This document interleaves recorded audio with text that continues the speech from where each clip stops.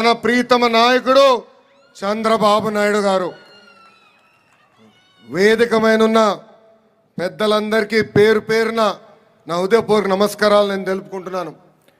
ఈ విజయం ఒక చరిత్ర.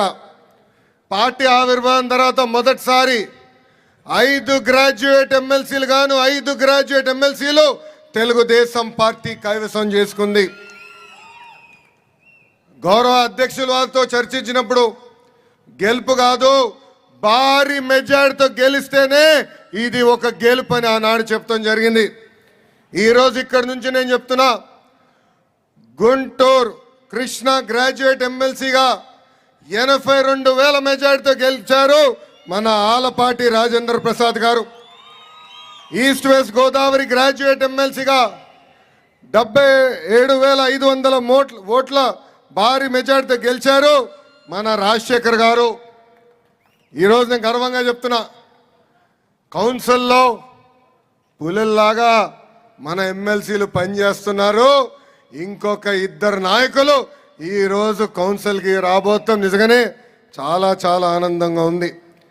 ఇంత విజయాన్ని అందించిన గ్రాడ్యుయేట్లకి, గెలుపు కోసం పనిచేసిన గౌరవ శాసనసభ్యులు, మంత్రివర్యులు, జోనల్ కోఆర్డినేటర్లు, ప్రత్యేకంగా నాకు ప్రాణ సమానమైన కార్యకర్తలకి పేరు పేరున నా హృదయపూర్వక ధన్యవాదాలు తెలుపుకుంటున్నా.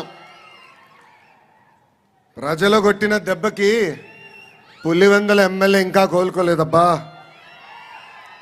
ఆయన కొత్త పేరు పెట్టిన వన్ డే ఎమ్మెల్యే.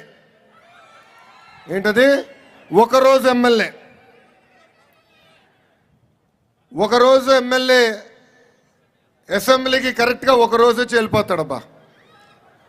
ప్రజలు ఆయనకి ప్రతిపక్ష హోదా ఇవ్వలేదని తెలిసినా అసెంబ్లీకి వచ్చి ఒక్కరోజు నాకు ప్రతిపక్ష హోదా ఇవ్వండి అని చెప్పి వెళ్ళిపోతాడు. ఎక్కడికి వెళ్తాడు? బెంగళూరుకి పారిపోతాడు. అందుకే ఆయన తెలుసు, గ్రాడ్యుయేట్ ఎమ్మెల్సీలో క్యాండిడేట్ పెడితే డిపాజిట్ రాదని. అందుకే క్యాండిడేట్ పెట్టే దమ్ము ధైర్యం లేకుండా ఈరోజు ఆ పార్టీ వెనక్కి వెళ్ళిపోయింది. 2023 ఎన్నికల్లో జరిగిన గ్రాడ్యుయేట్ ఎన్నికల్లో మనం విజయం ఎట్లా సాధించామో మీ అందరికి తెలిసిందే. అప్పుడు గ్రాడ్యుయేట్ ఎన్నికల్లో ఏకంగా ఒక గేమ్ చేంజర్గా మారింది. ఆ ఎన్నికలతో రాష్ట్ర రాజకీయ పరిస్థితులు కూడా మారిపోయినాయి.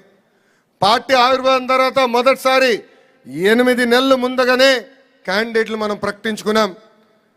ఒక వెస్ట్ రాయలసీమ గ్రాడ్యుయేట్ ఎమ్మెల్సీగా రామ్ గోపాల్ రెడ్డి గారేమి, ఈస్ట్ రాయలసీమ గ్రాడ్యుయేట్ ఎమ్మెల్సీగా ఒక కంచర్ల శ్రీకాంత్ గారేమి, ఉత్తరాంధ్ర గ్రాడ్యుయేట్ ఎమ్మెల్సీగా